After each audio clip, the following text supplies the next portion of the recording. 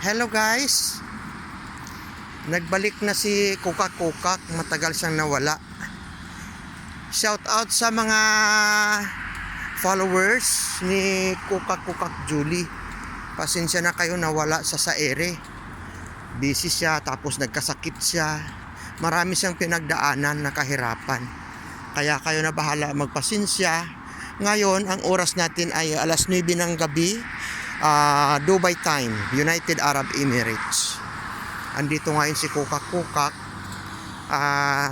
gumala. Kahit walang ulan, lumabas si Kukak para gumala. Pasensya na kayo ha, pasensya na kayo talaga.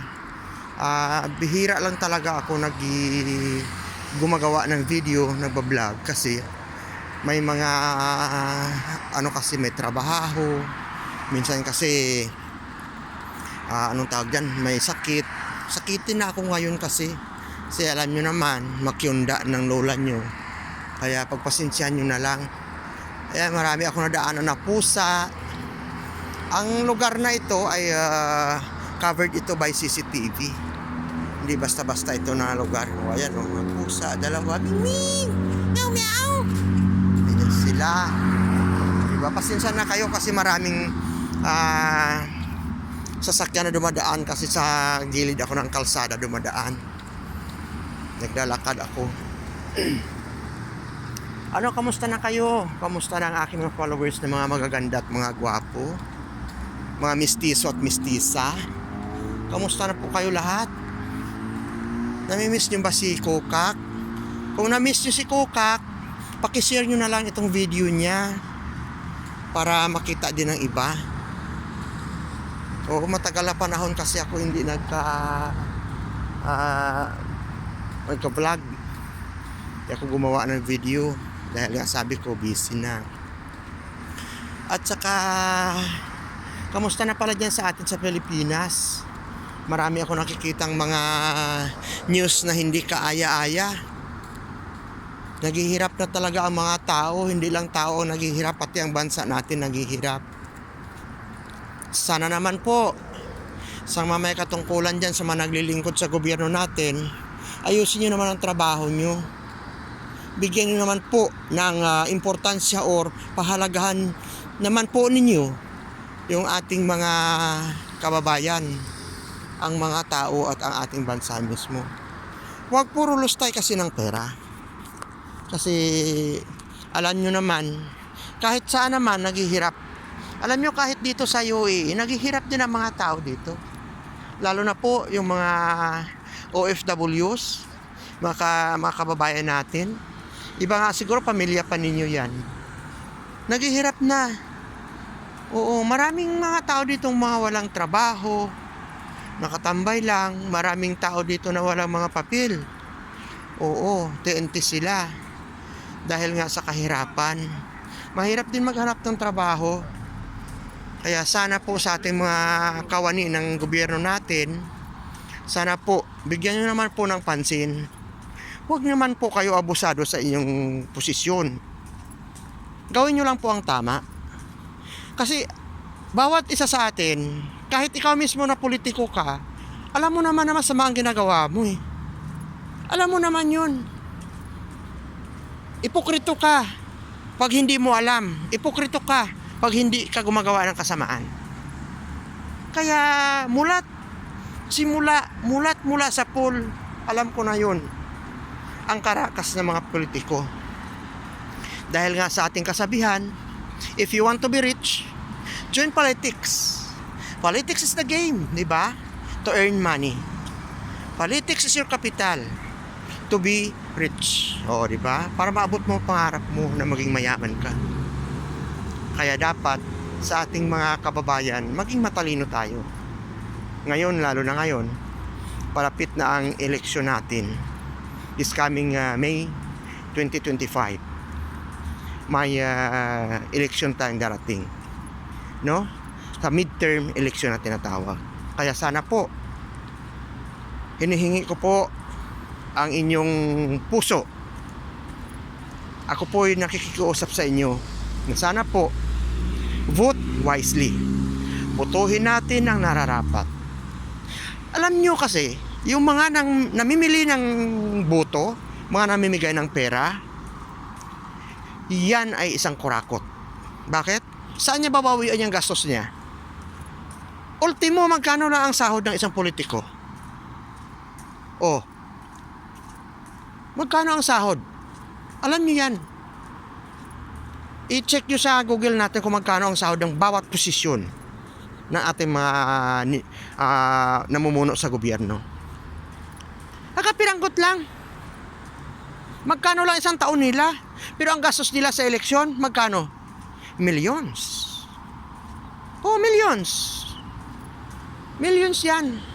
Mula sa Vice Mayor, SB member, Vice Mayor, hanggang sa Presidente. Millions lang. Hindi nga millions pagdating sa pagdating sa congressman, senado at saka sa vice at president natin. Billions yan, billions ang gastos nila.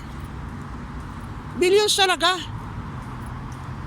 Hindi naman yan sila aamin eh.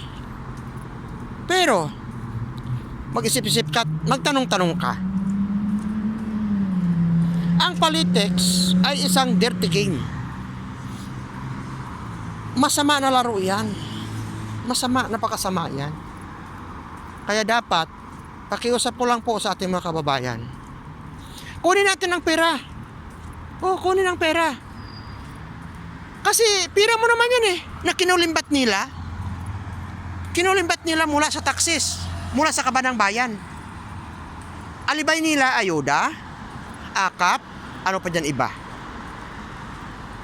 Oo. Kahit nga purpose eh. May hukus-pukus eh, di ba? Alam niyo yan.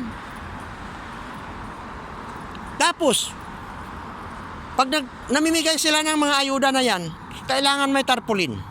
Kailangan may mukha ng isang politiko. Ni congressman, ni mayor, ni senador, ni vice, ni president. Lahat natin wala akong kinikilingan, wala akong pinipili. Wala akong kinakampihan. Masama ka kahit kapatid pa kita, pamangkin kita, pamilya kita. Sa akin ay tama. Kaya umpisahan natin mga kababayan ko. Umpisahan natin sa sarili natin ang maging malinis. Gawin nating malinis ang ating eleksyon. Huwag tayo magpadikta. Sa tayong padikta, mula noon padikta, binibili ang boto, binibigyan tayo ng pera para may utang na loob. Ngayon, nanalo sila, anong nagawa? Tingnan nyo ang bansa natin. Tingnan nyo ang budget natin. Anong mga proyekto ang pinatayo nila? Sige nga, anong mga proyekto? Sabihin na natin, sa Pangulo natin, anong proyekto niya? Flood control? Flood control na nabangga ng barko? Dahil mauran nasira? Dahil sa ulan? Dahil sa barko nasira, nabangga daw? Tama bang katwiran yun? Iyan ay isang rason ng wala sa katinuan na pamumuno. Senador natin, ano nagawa nila? Papugi. Di ba? Anong proyekto nila? Kailangan sa proyekto, dyan ang mukha nila. Naka-imprinta dyan. Nakatarpaulin dyan. Congressman natin. Sila ang tagagawa ng batas, pero sila rin ang number 1 na lumalabag sa batas. Hindi nila sinusunod ang batas. Alam nyo yan. Tingnan nyo ang social media natin. Kung hindi kayo naniniwala sa mga news, sa mga vlogger, tingnan nyo, maigi. Pag-isip-isipin nyo, pagtimbang-timbangin nyo, ang mga nagawa nila. Ano bang proyekto nila?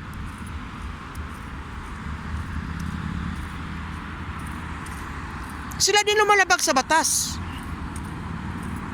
Kagaya ng budget natin sabihin na natin, ang PhilHealth natin, pinaka-importante yan.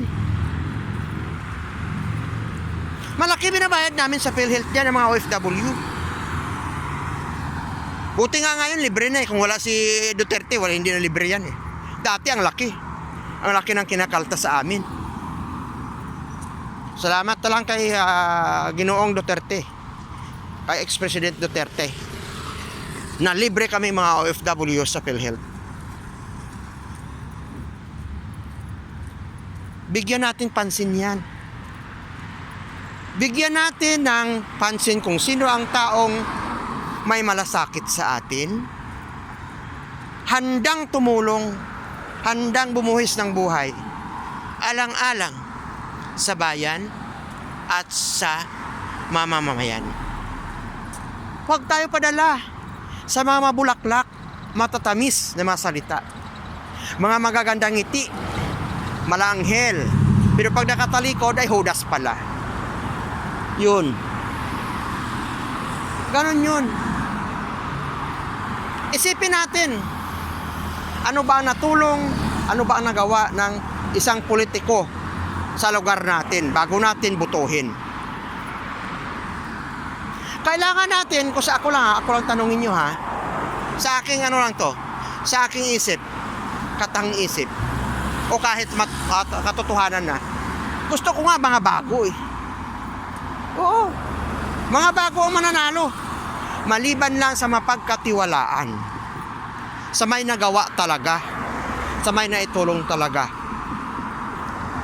Kasi marami akong alam, marami akong nakikita kasi palagi ako nakasubaybay sa mga news. Kahit saan ng mga platform, nakikita ko mga post. Kung sino, kung saan distrito, kung sino ang congressman dyan sa naturang distrito ang gumagawa ng tama, ang may proyekto, ang pinaganda ang lugar niya. Mayroon niya proyekto dyan eh, mayroon niya congressman dyan. Mataas ang katungkulan sa Senado, wala namang ginawa sa distrito niya. Nakita ko ang dumi-dumi ng mga tindahan, hindi naayos ang daan, ang baho ng, ay Diyos ko, alam niyo yan. Kasi alam ko nakikita nyo naman yan sa mga post ng mga kababayan natin, na mabutihin natin mga vlogger. Maliban sa mga sinungaling na vlogger. Panawagan ko po sa aking kapwang vlogger, gumawa naman tayo ng tama. Mag-post naman tayo ng tama. Hindi puro pera-pera lang. Mamamatay kayo, hindi nyo madala ang pera nyo, tandaan nyo yan. Kasikatan sa kasamaan. Sumikat kayo dahil gumagawa kayo ng kasamaan, gumawa kayo ng kasinungalingan. Yun, tandaan nyo yan. Panay akyat ang ating gasolina dyan, ang ating oil. Oo. Maya-maya akyat, akyat, halos linggo-linggo yata umaakyat ayon sa nakikita ko. Kaya dapat matuto na tayo mga kababayan ko. Makinig tayo. Makinig tayo sa puso natin, sa isip natin. Huwag tayo makinig at sumunod sa pera. Kasi ang pirang yan ay mitsa ng ating buhay. Tandaan nyo yan. Dito lang sabihin ko ha. Dito sa UAE, parang maganda ang gobyerno nila dito. Oo. Mayroon naman talaga sigurong mga suwail o kurakot, pero sa 100 siguro, isa lang siguro yan. Oo. Kasi may naririnig din ako naman eh, na mayroon talaga. Pero hindi lahat, hindi halos. Kaya 100 nga siguro, isa lang. Ganun. Kaya ang mga daan nila dito magaganda. Ang mga buildings nila magaganda, infrastructure, yung rules nila napakaganda. Dahil sumusunod ang tao sa batas. Oo. Sumusunod ang tao sa batas. Dahil nga ang gobyerno ay inaalagaan nila ang tao, ang mamamayan.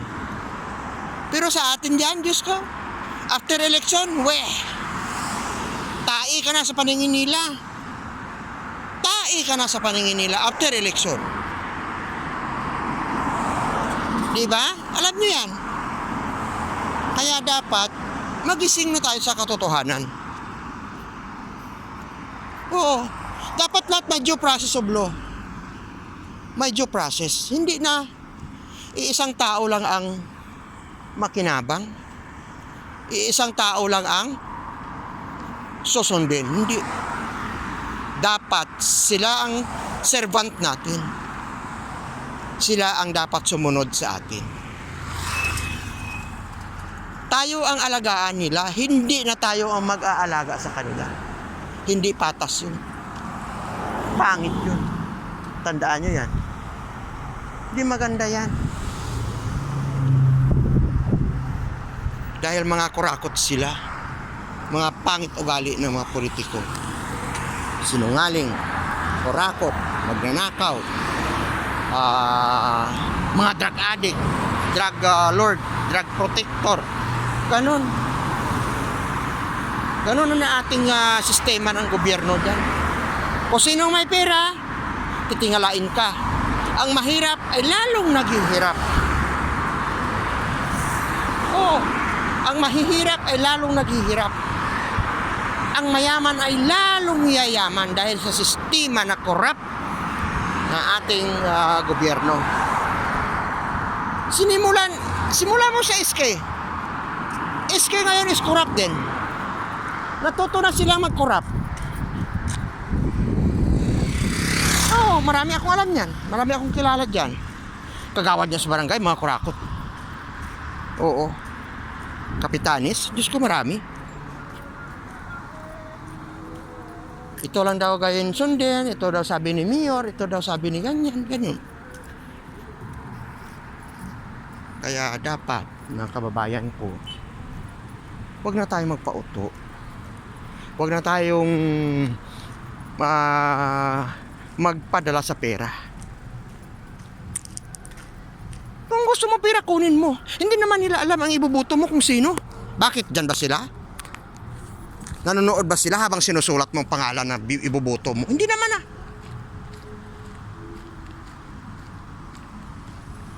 Hindi naman.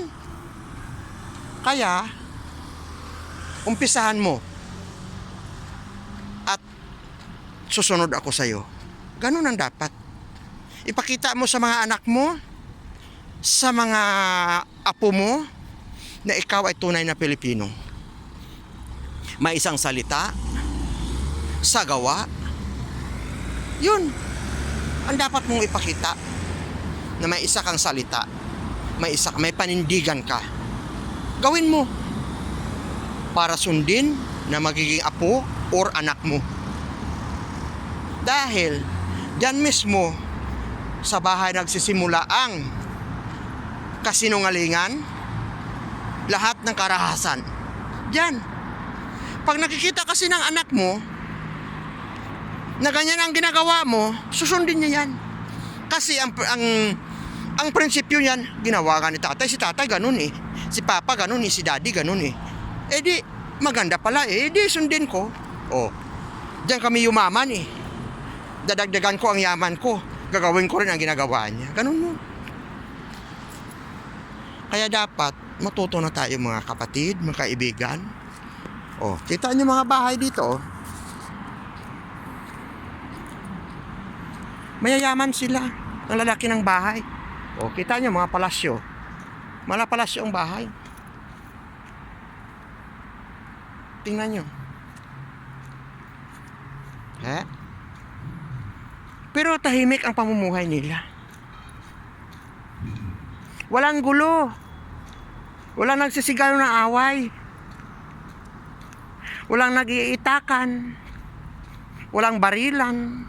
Walang nagsisigaw ng away. Wala. Walang nawawala na sinampay. Walang nawawala na gulong. Ang mga kotse, tingnan nyo, Lexus yan. Oh, Lexus yan. Hybrid car yan. Mamahalin yan. Dito lang sa labas. Hindi nawawala. Pero dyan sa Pilipinas, Diyos ko, wala nang gulong yan kinabukasan. Wala nang side mirror. Tingnan nyo ang lugar, oh. Oh. Oh. Tahimik. Walang mawawala dyan. Di yan, walang karnaper dito, walang kidnapper. Oo. Walang maoy. Diba?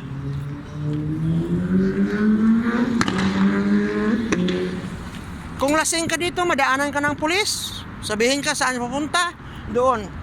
Ihahatid ka ng pulis. Oo. Ihahatid ka niya. Sa atin, maswerte ka lang. Pagbabait na pulis na nakadaan sa'yo, makulatahan ka. Diba? Kukulatahin ka. Oo. Kukutungan ka. Mawawala pera mo, mawawala gamit mo, cellphone mo, ganun. Pero dito wala eh. Dahil sumusunod sila sa batas. May disiplina. Dahil ang namumuno ay mababait at tama ang pamumuno nila. Sumusunod sila sa batas. Walang kurakot. Kaya asensado sila. Tingnan mo tong bahay na to. Oh, tingnan mo itong sasakyan. Oh, sa labas lang. Oh. Wala. Oh, tingnan mo, ang laki ng bahay. Tingnan mo, mga sasakyan ang mamahalin. Oh. Ayan. Nissan Patrol yan. Yung sa Hilux to. Oh. Saan ka pa? Oh. Ayan. Oh, yan sila, oh. Oh. Yung mga sasakyan, mamahalin. Yung bahay, ang lalaki. Yung aircon na yan, pag dito sa atin yan, sa Pilipinas yan, aircon na yan, oh. Wala na yan, kinabukasan, ubos na yan. Itong mga bintana na ito, ransak na ito, wasak na. O, tingnan nyo ito, oh. Si Burley, sports car, dito lang sa labas. Dito lang yan nakaparking, magdamag. Oh. Walang gumagalaw dyan, kasi nga, ang tao dito, mababait.